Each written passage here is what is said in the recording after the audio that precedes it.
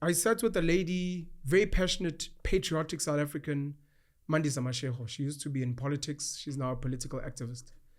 And the question I asked her was, can black people govern? You know, we look at the failures of the ANC government since 1994. We look at some of the failures of other African governments who got liberation, were given. Yeah. Because apparently you need to be given freedom. Absolutely. Back then. And the seeming failures, not necessarily on a European standard, but just the people don't look happy. The people don't look at peace. They don't seem to have a strong sense of identity. They still claim to want to assimilate to Europeanism, and that's how we measure wealth and happiness. And can black people govern? We didn't expand on it. And she said, look, I'm not going to expand on it. We'll do it on another platform. But she said, if you want to figure out if black people can govern, go back to the black home. Sure.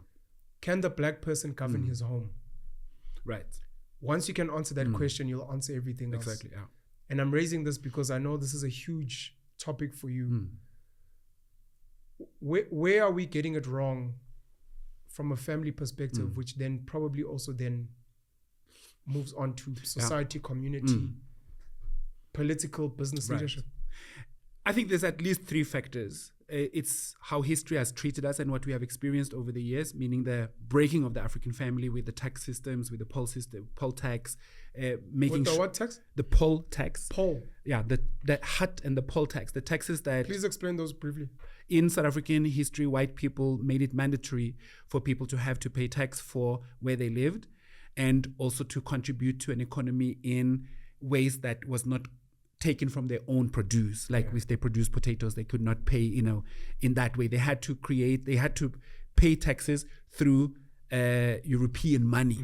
And that could only be done through working at a mine or working at a European home or a business. Farm, a factory. That's right. Sure. And this led to most African men in this country having to spend time, most of the year, outside of the family home, away from his wife, away from his children, and also becoming a quite an estranged member of the family, being disrespected in the mine or wherever he was working, and not really feeling so comfortable anymore maybe at home, because I'm trying to envision this in my mind, being treated as an absolute nothing, as a small boy, being called names by the people that I need to work for so that I can go home and say, here's some money we can now buy.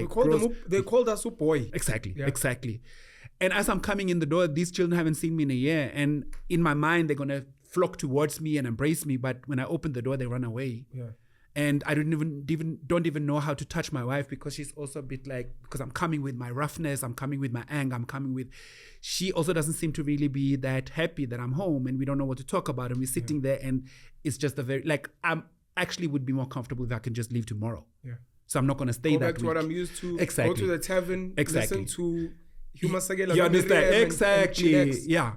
And that story for me illustrates very strongly how the family was broken in a place where we no longer expect men to play a role, and maybe we as men also have found ourselves struggling so much. So the history, but also what we emulate towards, because even in I do a lot of work with African men, and I've learned a lot about myself, but I also learned a lot about us as African men, that our ideals are often shaped by those we are oppressed by, because they seem to hold a certain sense of power. So African leadership very much is leaning towards European ways of leading.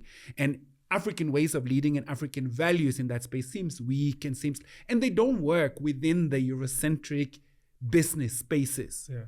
Because, so I think we are confused. So history has marked it in a particular way.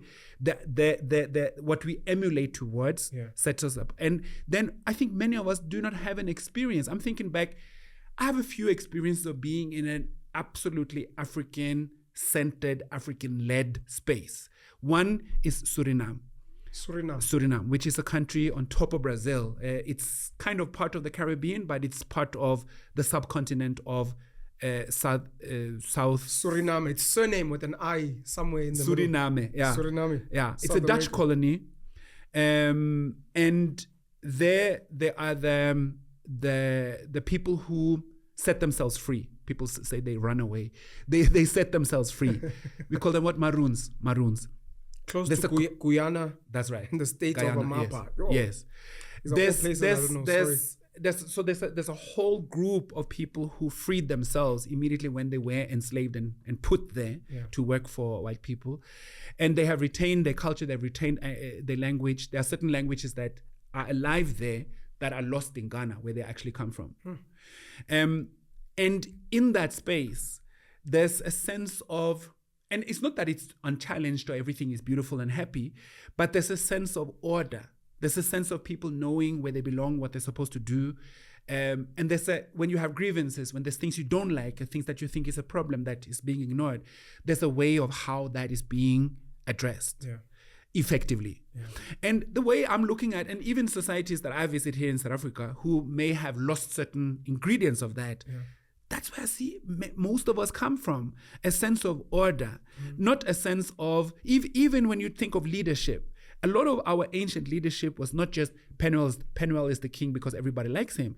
Penuel is the king because it has been decided that it is in his lineage and in his calling that he must be, but he's going to be held accountable. There's going to be a council around him. There's going to be mothers nurturing his softer and more human principle. There's going to be warriors taking care of his warrior tactics and things like that, but he's going to be held accountable. And when he's no longer staying within the framework of what the power that has been given to him is, he's going to be taken out.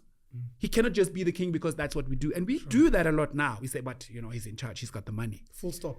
That's it. No accountability. You understand? No putting people aside that are actually gonna. So that's a long way to say, yes, I believe that we can and must, but I think we lead and organize. But I think we are too consumed by the leadership role. I think many of us want to be leaders. It sounds so nice. Everybody's listening to my voice. Everybody's bowing down. Yeah, but Buntu, you are great. And that feels very nice to a fractured ego that maybe hasn't even lived for many generations, because I've been that boy, I've been that slave, and I would like to be admired. It would be nice to hear that I'm actually on point and that I'm delivering. But am I ready?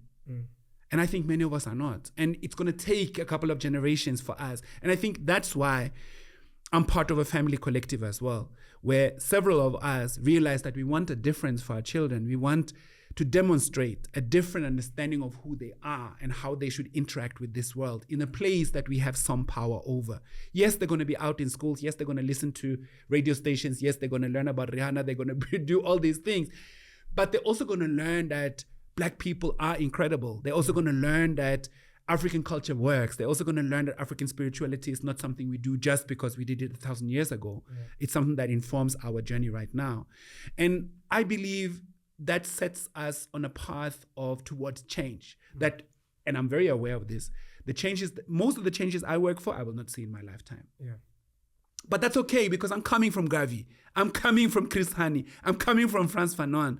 And they didn't complete. They didn't follow this liberation to its conclusion. But they made a difference. I have a stronger place to stand because of them. Let me do something that at least and I'm not trying to liken myself to big giants, but I can do something, and I should do it well.